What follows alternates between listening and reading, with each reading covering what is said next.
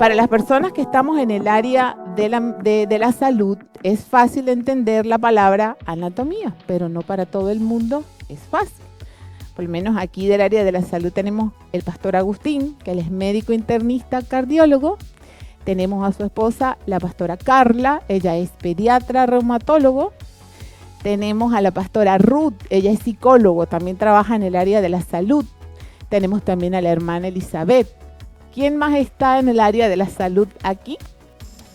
Que levante la manito. Ok, él también, cierto, también sabe de anatomía, ¿verdad que sí? Muy bien, yo soy médico también, ginecostetra, pronta a ser mastóloga en nombre de Dios. Acuérdense que nosotros tenemos poder en nuestra boca, nuestra palabra tiene poder, ¿ok? Entonces, para nosotros que estamos en el área de la salud, se nos hace fácil entender los términos, ¿sí? Pero no todo el mundo los puede entender. Entonces, yo lo traigo aquí para irlo desglosando poco a poco, porque fíjense que el tema de hoy es anatomía del pecado, ¿ok? Muy bien, entonces, ¿qué es la anatomía? La anatomía es una rama del conocimiento biológico que estudia y describe las estructuras de los cuerpos. Es una ciencia que estudia la estructura de los seres vivos, su forma, topografía, ubicación, disposición y su función. ¿Para qué necesitamos nosotros conocer el cuerpo humano? Para saber cómo enferma, para saber cómo sana, ¿sí? Nosotros necesitamos conocer el cuerpo humano, cómo funciona, cómo está constituido. ¿Para qué? Para sanarlo. Cuando una persona viene a nosotros con algún padecimiento, nosotros tenemos que tener el control de ese órgano que está enfermo para poder sanarlo. O sea, tenemos que estudiarlo, conocerlo, ¿sí?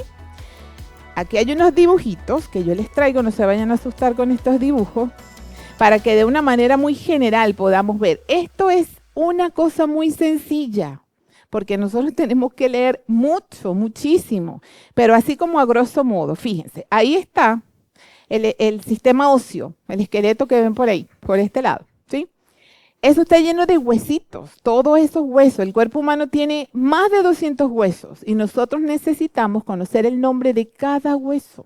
Y cada hueso tiene como 6, 7 nombres más. O sea que es muy complejo, pero necesitamos conocerlo para poder entender cuando alguien tiene una lesión de los huesos, qué hueso es, cómo funciona, sirve de apoyo, etc. Entonces debemos conocer la anatomía del esqueleto óseo. Tenemos también el sistema muscular, el otro, el cuerpo humano tiene más de 600 músculos. No son los músculos que conocemos cuando vamos al gimnasio, que son 10, 15 músculos, no. Son más de 600 músculos que tiene el cuerpo humano. También tenemos que conocer el nombre de cada uno de ellos, su función. Así con el sistema vascular, los vasos, las venas, las arterias llevan la sangre oxigenada, las venas traen la sangre desoxigenada. Necesitamos conocerlo cuando alguien sufre de hipertensión y otras cosas, tenemos que conocer los vasos. Y el último es el sistema nervioso, toda la información que nos llega en el cuerpo, de venida o de ida, está dada también por los nervios. Esto es algo muy a grosso modo, porque si nos ponemos a ver, después tenemos que conocer cada órgano, cómo funciona, etcétera, etcétera. Entonces, ¿por qué traigo esto? Porque esto es anatomía, conocer, ¿sí? El cuerpo humano para nosotros poder tener la capacidad de sanarlo. Entonces recordemos que la prédica de hoy se llama Anatomía del Pecado. Así que vamos a avanzar. Muy bien, ya sabemos qué es anatomía, ahora vamos a saber un poco del pecado, ¿sí? Entonces tenemos, ¿qué es el pecado? El pecado es la transgresión voluntaria y consciente de una norma o principio bíblico. Es cualquier acción, pensamiento o sentimiento que se aparta de lo considerado correcto, justo o recto, y que causa una ruptura o separación moral y espiritual.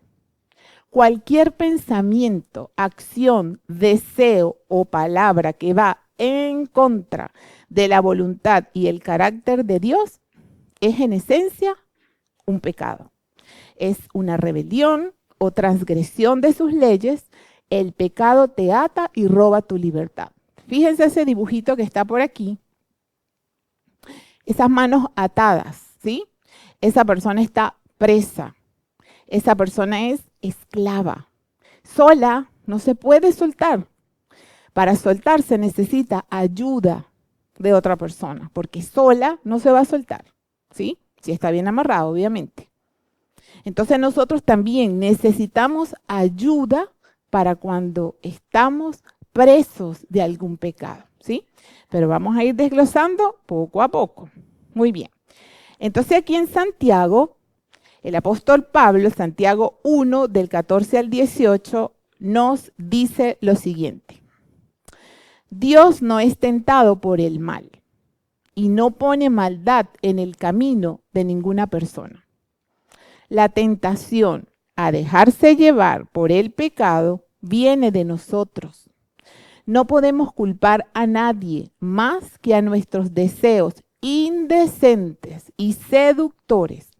Los malos deseos conciben y dan a luz un hijo. ¿Cómo se llama ese hijo?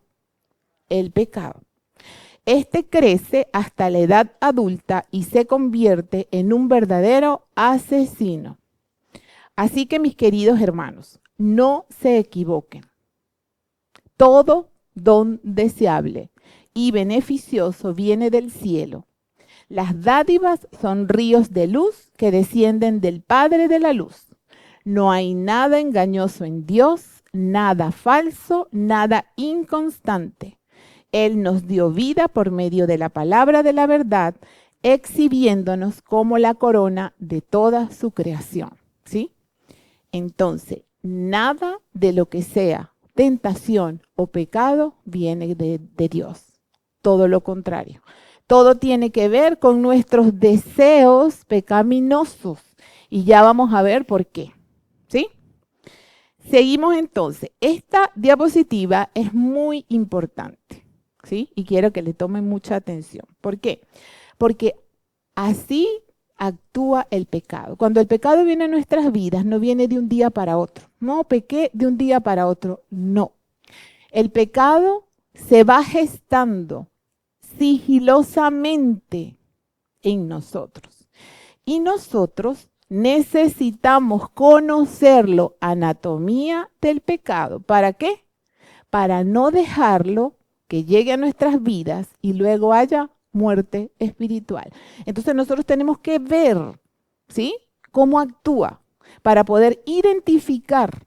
Ahorita vamos a ver un paso a paso, pero para poder identificarlo y no dejar que dañe nuestras vidas ni de los seres queridos, ¿sí? Entonces fíjense, ¿cómo actúa el pecado? Dice, nosotros los cristianos tenemos un enemigo que es muy astuto y persistente. Su tarea es ver la manera como nosotros podemos caer. Ese es su trabajo. Y trabaja él 24/7. Nosotros abrimos los ojos, empezó a trabajar. Y los cerramos, está trabajando. En nuestro sueño sigue trabajando el enemigo, ¿sí? Porque su tarea es hacernos caer a nosotros como cristianos, ¿sí? Entonces, él conoce los anhelos más profundos de nuestro corazón y pensamientos. No porque sea omnisciente, porque él no puede leer nuestros pensamientos, sino porque nos observa. El único que puede leer nuestros pensamientos es el Espíritu Santo. Pero él es nuestro enemigo, ¿sí? Y él quiere acabar con nosotros. Entonces, aunque él no pueda leer nuestros pensamientos, él nos observa. Es todo un espía, ¿sí? Entonces dice, él ve nuestros movimientos, hacia dónde nos dirigimos, qué elegimos, qué hablamos, con quién nos reunimos. Es todo un espía, ese enemigo que tenemos nosotros. De esa manera, él averigua cuáles son nuestras debilidades y actúa poniendo la tentación enfrente de nosotros, ¿sí? Entonces, ¿qué hace este señor? Nos observa, nos escanea, ¿sí? ¿Para qué? Para buscar las debilidades y los anhelos más profundos de nuestro corazón. Y Él no lee nuestros pensamientos, sino que Él nos ve a dónde vamos, qué hablamos, con quién estamos, cuáles son nuestras decisiones, qué escogemos, a dónde, a qué lugares frecuentamos. Él nos observa. ¿Para qué? Para luego atacarnos. Entonces, una vez que nosotros tenemos la tentación delante de nosotros, es allí donde nuestros malos deseos hacen de las suyas y ahí pecamos, ¿sí? Entonces, fíjense que hay un componente que no viene de nosotros, pero hay otro que sí viene de nosotros. Ese componente que viene de nosotros es el que nosotros tenemos que aprender a controlar, ¿sí? ¿Por qué? Porque todos somos tentados, pero no todos pecamos. Interesante, ¿verdad? Todos somos tentados, pero no todos pecamos. ¿Por qué? Porque la parte del pecado es una decisión que se toma en una de las pasos, que ya vamos a ver los pasos, uno a uno detalladamente. Acuérdense que se llama anatomía del pecado. Entonces, hay un paso muy importante que es una decisión. La persona decide pecar. Llega un momento que dice, a mí no me importa lo que pase, yo voy para adelante, ¿sí? Ese momento es muy álgico y nosotros tenemos que identificarlo, porque de ahí dependen muchas cosas. Recuerden, todos somos tentados, pero no todos pecamos. Importante. Muy bien, continuamos entonces.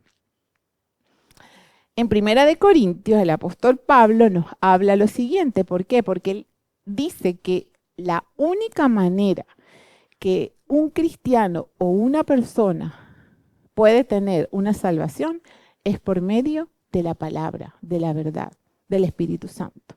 Entonces él en Primera de Corintios 10, del 12 al 13 nos dice, por lo tanto, si alguien piensa que está firme, tenga cuidado de no caer, ¿sí?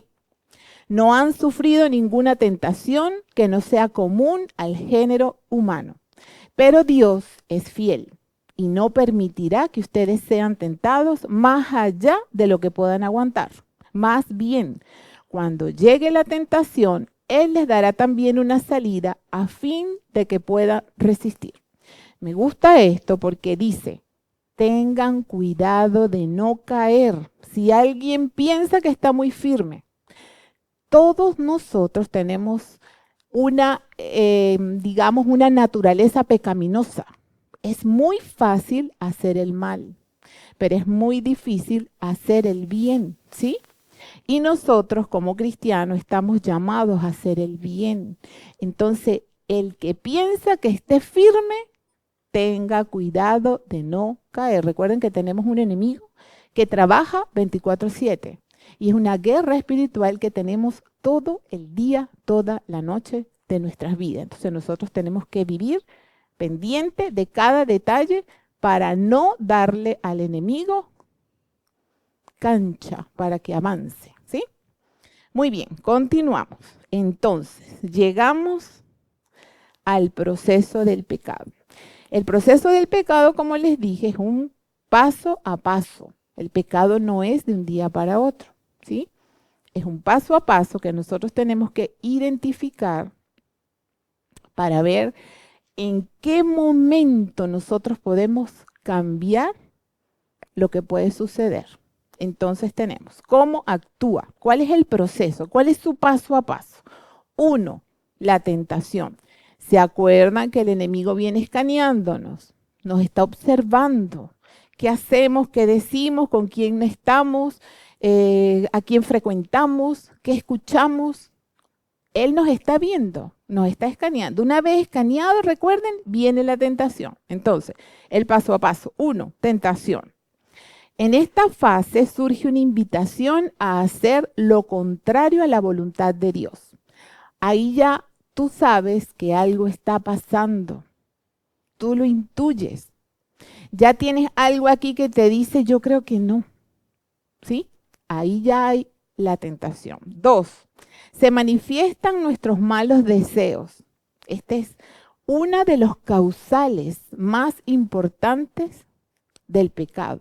Se manifiestan nuestros malos deseos. Entonces la persona comienza a alimentar un deseo pecaminoso en su corazón, se permite pensar, imaginar o justificar aquello que Dios prohíbe, ¿sí?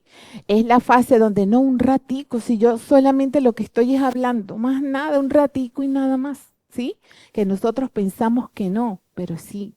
Entonces tenemos que tener cuidado en detalles que para nosotros son simples, pero no son tan simples. Acuérdense que tenemos un enemigo 24/7 que quiere acabar con nosotros y con la vida de los seres queridos, ¿sí? 3, se firma el consentimiento. Aquí en Chile entendí yo qué es lo que es firmar un consentimiento. Aquí se firma consentimiento para todo. Tú te vas a sacar una muela, fírmame el consentimiento. Tú te vas a hacer algo en un retoquito, fírmeme el consentimiento. Tú te vas a operar, fírmeme el consentimiento. Una vez que uno firma el consentimiento, uno le dice, puedes hacerlo con mi permiso, ¿sí? Entonces, una de las etapas aquí, la 3, es se firma el consentimiento. Ya después que tú firmas un consentimiento, muy difícil echar para atrás. Entonces, cuando firmas el consentimiento, dice, se toma la decisión interior de pecar. Tú decides pecar, ¿sí? Esta fase es muy, muy importante porque a ti ya ahí no te importa nada. Ahí tú dices, a mí no me importa nada, yo tomo la decisión y vamos para, tú decides. Es una decisión, es una decisión. Entonces, ahí tú decides pecar. 4, la acción. Una vez que tú pecas, una vez que tú firmas, los otros pasos son rapiditos. Porque recuerden que lo más importante es nuestra decisión. Entonces, de aquí para allá es rápido lo que sucede. Entonces viene la acción, el pecado se consuma, se manifiesta en palabra o acciones, lo convierto en un hábito, ¿sí? Se elige continuar en pecado sin importar las consecuencias. Por eso es que una vez que firmas ya estás más de allá que de acá, ¿ok? Esclavitud. Todo aquel que hace el pecado, esclavo del pecado es. La persona está atada al pecado. En Juan 8:34 nos dice, les digo muy en serio que todo aquel que vive una vida de pecado está atado, atrapado en una existencia sin futuro y es de hecho esclavo. El esclavo no puede ir y venir cuando le da la gana. Esta versión del mensaje, a mí me gusta mucho la versión del mensaje porque es una versión que habla a veces un poco coloquial. Es sencillo, pero no por ser coloquial y sencillo deja de ser profundo, incisivo, importante. Entonces uno entiende mucho el mensaje, ¿sí? Y la intención. Entonces una persona que es esclava, ¿se acuerdan la fotito ahí de las manos atrapadas? Eso es una persona esclava. No puede soltarse, ya está preso. Necesita de otra persona, necesita ayuda para poder escapar. Y por último, en el proceso del pecado está la consecuencia. Produce separación de Dios, dañas la relación, afectas el carácter y si no hay arrepentimiento, te conduce a la muerte espiritual. ¿Sí? Entonces aquí, ya en esta etapa, vemos relaciones rotas, matrimonios dañados. Aquí vemos ya la muerte, ¿sí? Son etapas ya muy avanzadas donde dice, si no hay un arrepentimiento, porque el Señor es tan bello y tan hermoso, que aún la persona que está en pecado, reconoce que está en pecado y decide arrepentirse, el Señor nos va a recibir con los brazos abiertos. Porque Él es bueno, Él es fiel, su misericordia es enorme y simplemente está esperando que nosotros tomemos la decisión de arrepentirnos. Ahora, el verdadero arrepentimiento devenga un cambio de actitud. La persona que decide arrepentirse tiene que hacer un cambio de actitud, porque si no hace el cambio de actitud es simplemente un remordimiento, ¿sí? Entonces, el verdadero arrepentimiento exige un cambio de actitud, ¿ok? Entonces, fíjense, aquí yo me voy a detener un ratito para compartirles algo. Yo quiero conocer a Jesús, fíjense, como la alabanza hermosa que escuchamos hoy. El Señor hace como quiere. Cuando yo estoy allá esperando, orando, Señor, dame la fortaleza, escucho la alabanza y yo digo, wow, Señor, qué lindo eres. La alabanza de hoy, yo quiero conocer a Jesús. Bueno, yo tengo algo que compartirles. Hace poco estaba yo con mi hijo Pedro David, que está por ahí. Allá está Pedro David. Ajá. Estábamos en la casa, ¿ok? Y estábamos viendo unos videos del canal de YouTube de CCCA Santiago. Cuando nosotros comenzamos hace un tiempo, al principio nos reuníamos allá cerca del metro Santa Lucía, luego de ahí pasamos a la calle 18, luego de la calle 18 nos fuimos al centro, la avenida más o menos por la calle San Antonio, ajá, y luego nos vinimos para acá. Ajá. Entre medio estuvo la pandemia y no por ser pandemia dejamos de congregarnos. Los pastores Cele y Armando con sus dones de informática hacían la prédica espectacular, aquello, la alabanza, la intro, el mensaje, la despedida, todo como lo hacemos aquí, pero online, ¿sí? Entonces nosotros nos reuníamos todos los domingos, nos congregábamos, pero online, en tiempos de pandemia. Entonces estaba con Pedro viendo yo esos videos, porque hay unas prédicas espectaculares, les invito a que revisen esas prédicas en el canal de YouTube. Y también había mucha alabanza. Entonces nos reíamos porque, bueno, todos estos chicos y chicas que están en la alabanza, que ya son casi adolescentes, mujeres y hombres, ustedes lo pueden conseguir en versión peque. Entonces, que no me van a querer. Pero lo pueden conseguir en versión peque, bellos, bellísimos. Pero entonces Pedrito se reía porque él se veía también en los videos y no, mamá, quítale. Y bueno, ahí gozamos una tarde, la pasamos súper. Pero ¿por qué hablo de esto? Porque una de las prédicas que hay es conociendo a Jesús, ¿sí? Entonces en una de esas que estamos Pedro y yo viendo las prédicas, él me dice, mamá, y le digo yo, dime hijo, yo quiero conocer a Jesús.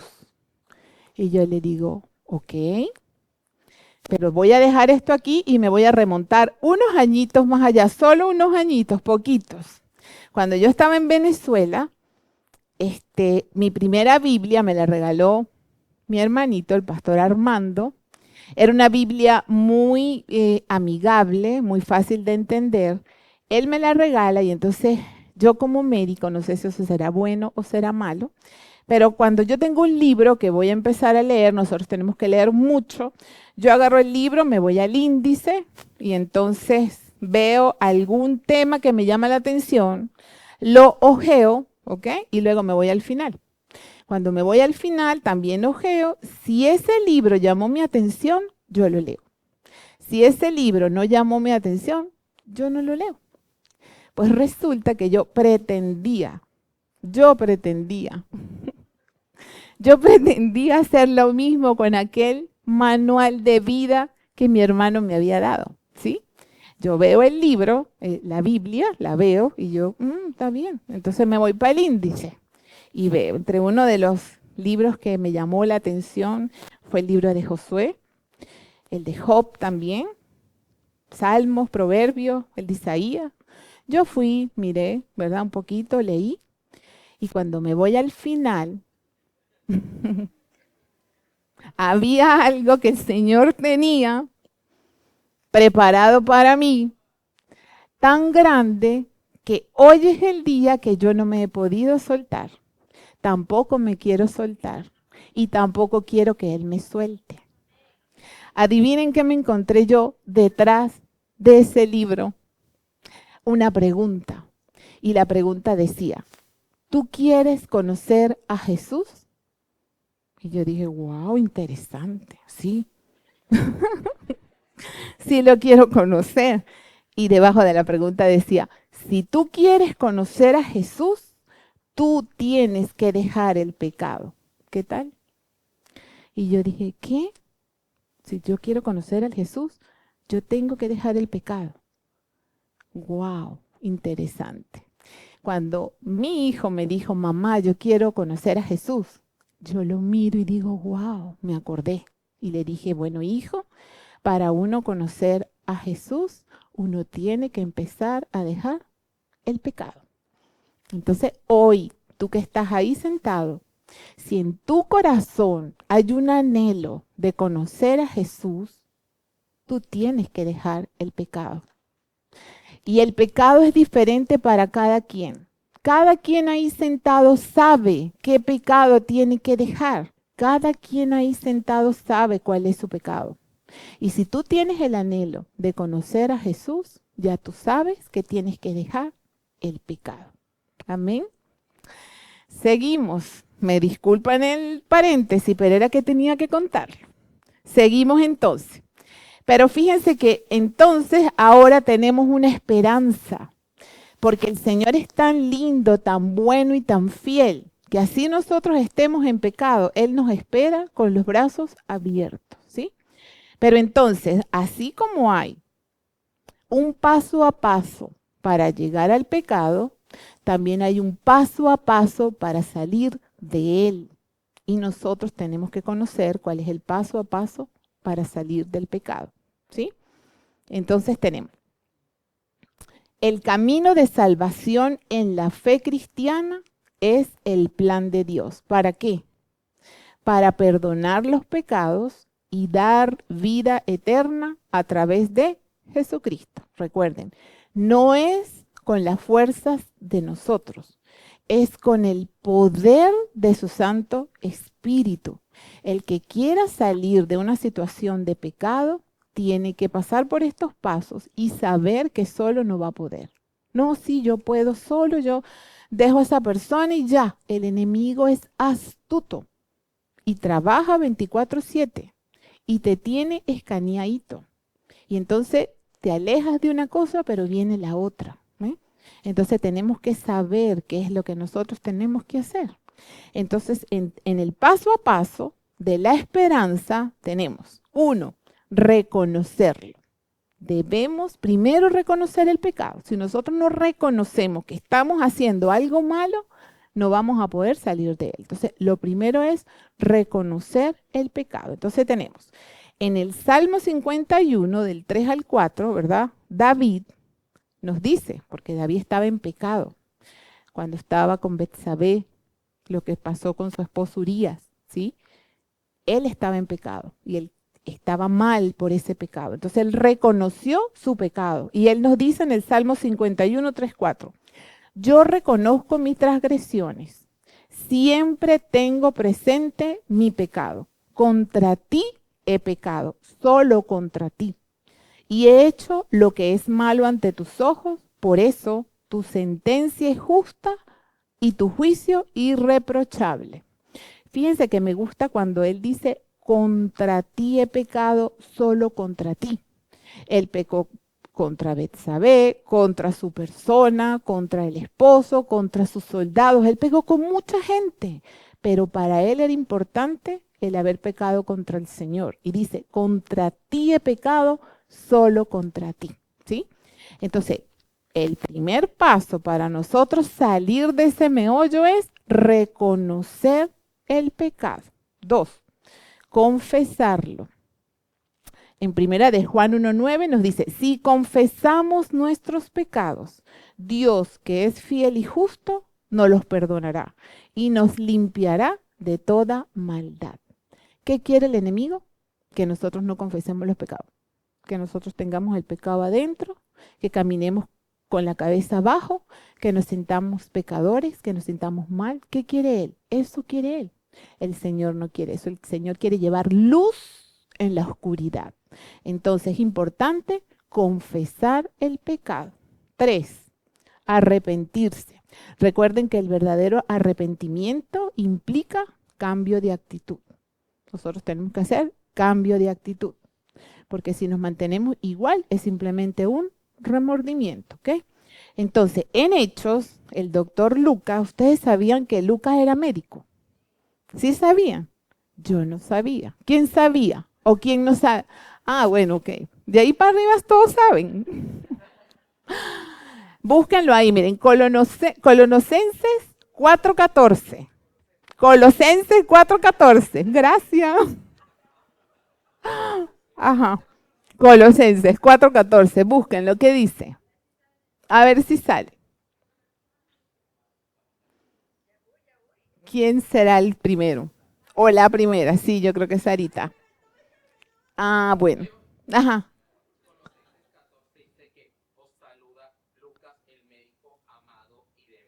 ¿Qué tal? Entonces, el doctor Lucas. En Hechos 3:19 nos dice, así que arrepentíos y convertíos para que sean borrados vuestros pecados, para que venga de la presencia del Señor tiempos de refrigerio. Yo quiero vivir en tiempos de refrigerio, ¿ok? No solamente tiempos de refrigerio, quiero vivir una vida llena de refrigerios. Así que nosotros tenemos que levantar nuestro estándar de pensamientos, identificar cuando el enemigo quiere venir a dañarnos y ponerle un parado, ¿sí? Acuérdense que el consentimiento firmado lo hacemos nosotros y una vez que nosotros hacemos el consentimiento informado, no hay vuelta atrás, ¿sí? Muy bien, seguimos. Ya nos falta poco. 4. Confiar en la obra de Cristo y poner nuestra fe en Él. En primera de Juan 2, del 1 al 2, nos dice, mis queridos hijos, escribo estas cosas para que no pequen. Pero si alguno peca, tenemos ante el Padre a un intercesor. ¿Quién es el intercesor? Jesucristo, el justo. Él es el sacrificio por el perdón de nuestros pecados. Y no solo por los nuestros, sino por los de todo el mundo. ¿Sí? Y en Romanos 5:8, el apóstol Pablo nos dice, mas Dios muestra su amor para con nosotros, en que siendo aún pecadores, Cristo murió por nosotros. No somos nosotros, no son nuestras fuerzas, eso tenemos que entenderlo. Es por medio del poder del Espíritu Santo. La persona tiene que pedir ayuda, tenemos que pedir ayuda, tenemos que arrepentirnos, tenemos que confesar el pecado. Y una vez así, el Señor en su misericordia puede ayudarnos. Solos no podemos. Y por último paso, dice, caminar guiados por el Espíritu Santo. En Gálatas del 5, 16 al 18, el apóstol Pablo vuelve nuevamente a decirnos, así que les digo, vivan por el Espíritu y no sigan los deseos de la carne, porque éste desea lo que es contrario al Espíritu y a su vez el Espíritu desea lo que es contrario a ella. Los dos se oponen entre sí, de modo que ustedes no pueden hacer lo que quieren. Entonces, fíjense, ya vimos nosotros cómo actúa el pecado, cómo viene el pecado a nuestras vidas. Se va gestando de una manera sigilosa, ¿sí? No es de un día para otro. El enemigo quiere acabar con nuestras vidas. El enemigo quiere saber cuáles son los anhelos más profundos de nuestro corazón, porque en base a eso, él nos tienta, ¿sí? Ahí nos tienta. Y ya cuando la tentación está enfrente de nosotros, salen a relucir toda la naturaleza pecaminosa que nosotros tenemos. Todos tenemos naturaleza pecaminosa. Porque recuerden que es fácil hacer el mal. Lo difícil es hacer el bien. Pero como cristianos nosotros tenemos que hacer el bien. Simple. ¿Sí?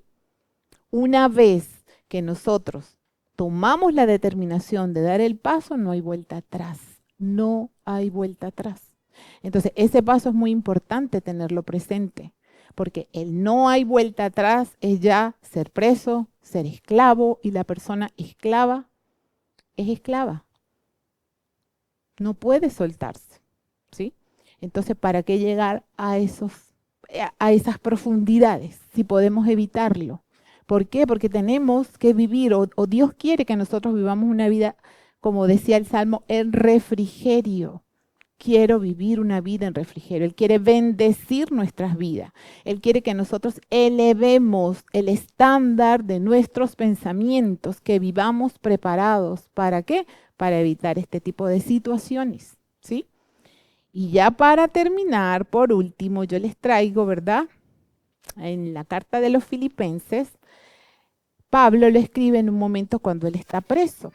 Pero no por estar preso, su mensaje era triste. Al contrario, era un mensaje lleno de gozo, de esperanza. Él quería sembrar en el pueblo que había una esperanza, que teníamos que hacer, digamos, las cosas que el Señor mandaba hacer para tener una transformación en nuestras vidas. Entonces, en ese mensaje, ¿verdad? En esa carta de Filipenses 2, del 12 al 16, Él nos dice: lo que quiero decir, hermanos, es que deben seguir como desde el principio. Cuando yo vivía entre ustedes, ustedes vivían en obediencia. Ahora que ya no estoy a su lado, sigan así, mejor aún, redoblen sus esfuerzos, sean enérgicos y ocúpense en su salvación, de modo reverente y sensible ante Dios. Esa energía es de Él. Es una fuerza que yace en lo profundo de ustedes. Es el propio Dios dispuesto y trabajando en lo que más le agrada. Háganlo todo pronto y con alegría, sin discusiones ni dudas. Salgan al mundo puro como un soplo de aire fresco en esta sociedad sórdida y contaminada. Ofrézcanle a la gente una visión de la buena vida y del Dios vivo. Difundan el mensaje que da luz a la oscuridad, para que yo pueda estar orgulloso de ustedes cuando Cristo regrese. Serán la prueba viviente de que no he hecho todo este trabajo en vano. Esta versión del mensaje, como les dije, es sencilla, fácil de entender, pero a la vez mantiene la profundidad del mensaje que nos quiere revelar, ¿sí? En la Nueva Versión Internacional, Pablo nos dice: así que, mis queridos hermanos, como han obedecido siempre, no solo en mi presencia, sino mucho más ahora en mi ausencia, lleven a cabo su salvación con temor y temblor, pues Dios es quien produce en ustedes tanto el querer como el hacer para que se cumpla su buena voluntad. Entonces, de esta versión me gusta mucho cuando dice con temor y con temblor, ¿sí? No es con nuestras fuerzas, no es con nuestro orgullo, ¿sí? Con temor y temblor y con reverencia, nosotros tenemos que ir a la palabra, buscar ahí la fortaleza que nosotros necesitamos para avanzar.